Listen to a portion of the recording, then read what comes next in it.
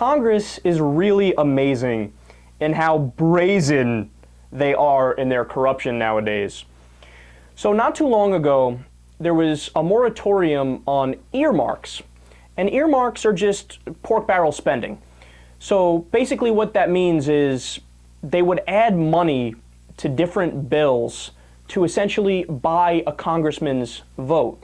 So they would ship a couple $100,000 or a few $1,000,000 for a pet project in the district of a certain representative, and then that representative would vote for whatever the bigger piece of legislation is. Now, when that practice stopped, Congress just pushed it underground, and they changed the name from earmarking, to lettermarking. Aren't they amazing? Like, even when they do something good, you have to have a hawk eye and look after them, because guaranteed they found another way to be corrupt and to do the same thing.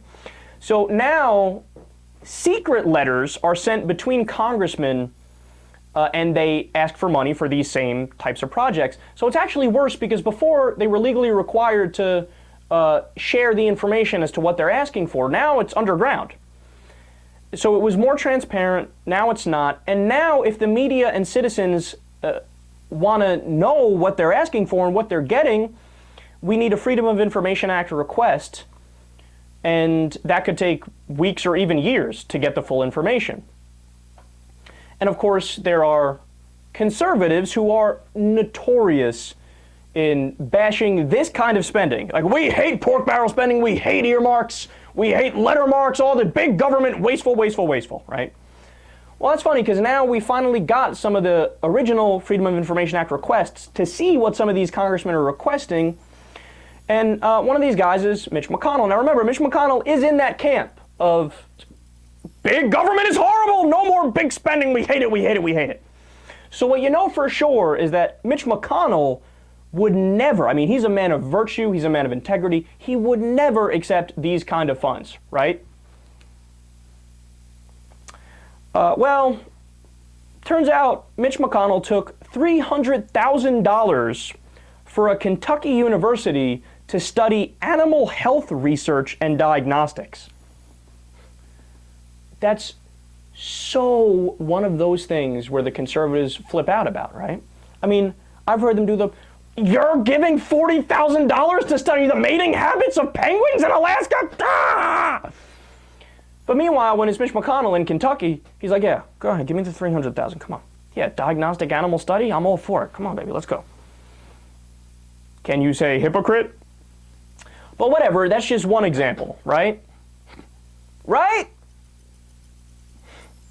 Well, while he was publicly bashing the stimulus, calling it horrendous and wasteful, etc., quote, through lettermarks, he requested and secured at least $20 million in stimulus funds for a bridge replacement, one of at least 5 such requests he filed.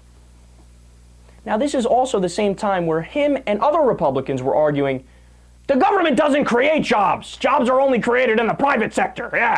Yeah. Then why did you request $20 million to build bridges? What happened? I thought the government can't create jobs. That's weird. So why are you taking the money and creating jobs? Of course, yet again, massive hypocrisy. Also, he publicly bashed climate change as a hoax.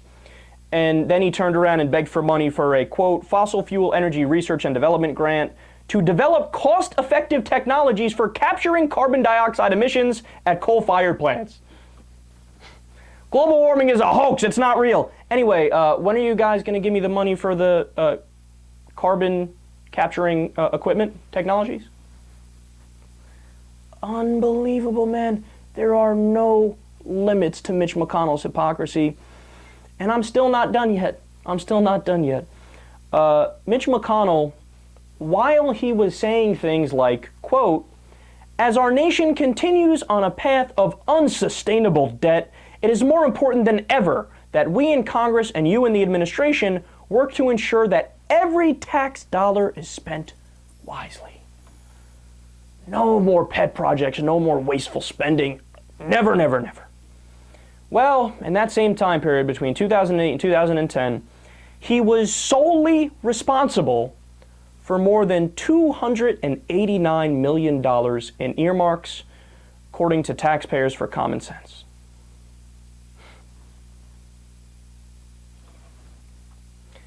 Do I need to say anything else? Here's a guy who every single core belief he pretends to have, he turns around and he violates it in a second. The bare minimum of what you should do as a congressperson, even if you're gonna be in favor of ridiculous policies, right, is to be honest about it and at least have some level of integrity. Because with stuff like this, I don't know how you sleep at night. And you're just a bad person. There, I'll say it. You're a shitty human being.